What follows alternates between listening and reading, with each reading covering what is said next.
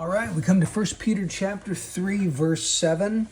Last time we took a look at verses 1 to 6, and those verses deal with the theme of the wife, the Christian wife, as being submissive to her husbands, even if that husband is not a believer, if he's not being obedient to the word.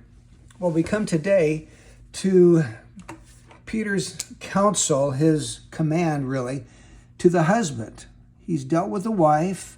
Now he's going to talk to the husband. You husbands, he says, in the same way, live with your wives in an understanding way, as with someone weaker, since she is a woman, and show her honor as a fellow heir of the grace of life, so that your prayers will not be hindered.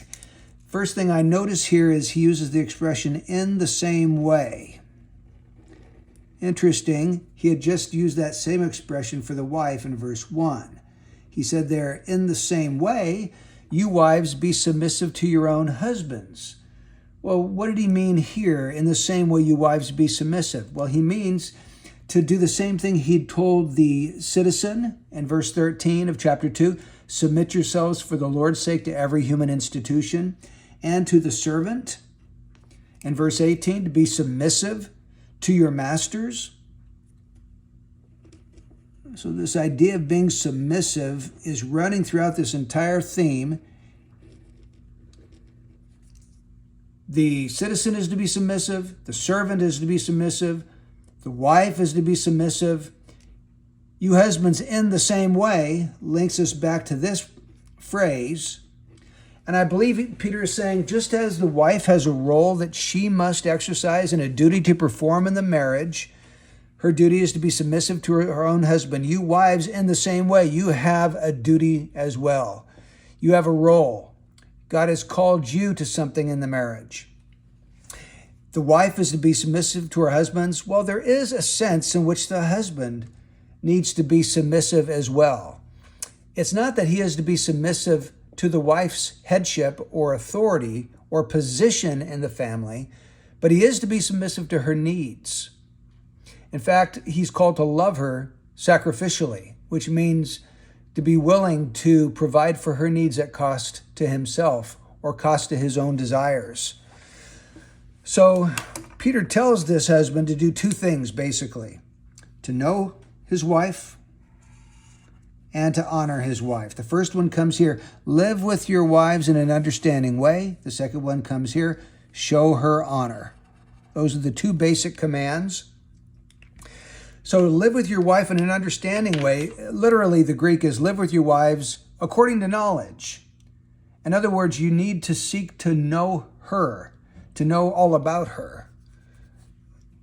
Try to understand how she thinks and how she feels about things, what she values.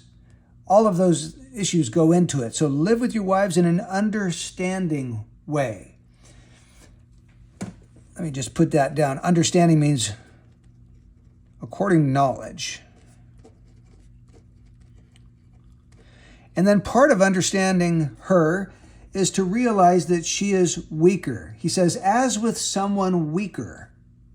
Now that causes the hackles to be raised today, because women don't want to be told that they're weaker.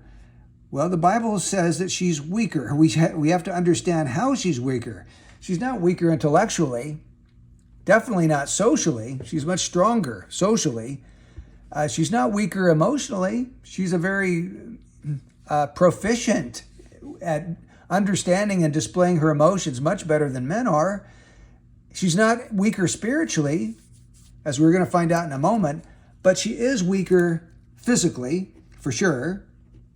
I mean, we could probably come up with a case of some woman here who's stronger than her husband, and that happens from time to time, but generally speaking, the woman is going to be weaker than a man. And the other way that she's weaker is, I'm just going to call it positionally. In other words, when she got married, she took vows that she would submit to her husband.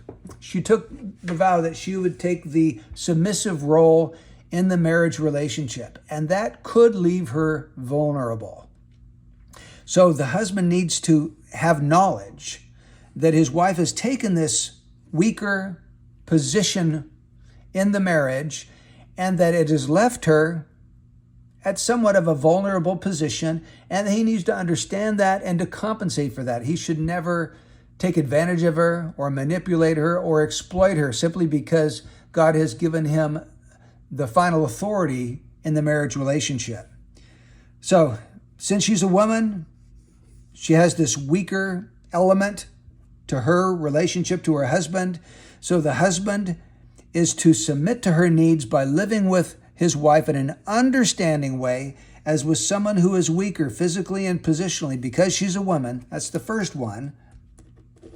The second one, he's to show her honor. Well, honor how or why? Well, because she is a fellow heir of the grace of life. A fellow heir means that she has the same spiritual status that he does. She enjoys the same spiritual privileges that he does. She enjoys all the same spiritual benefits that her husband does. He's in no way superior spiritually simply because he's a man and she's a woman. No, she's a fellow heir. She has inherited the grace of life. All the riches of salvation come to her just as freely and just as lavishly as they do to her husband. So he needs to honor her as someone with equal spiritual status with himself. And then he ends up by telling us so that means we've got a purpose clause. So that tells us that he's going to give us a reason why he should show her honor as a fellow heir of the grace of life. It's because if he does not, his prayers may be hindered. He says, so that your prayers will not be hindered. In other words, your communion with God can be affected by your relationship toward your wife. Your communion with God can be hindered because you are not honoring your wife as a fellow heir of the grace of life. You're devaluing her instead of lifting her up. And because you're not living with her in an understanding way as with someone weaker, you're not seeking to understand how she feels and thinks about situations. So the husband that does not do these two commands could find that his relationship to God is hindered. And that's certainly not a position that any of us want to be in. So let's take instruction from this and take courage to obey the command that Peter gives to the husband to know his wife and to honor his wife.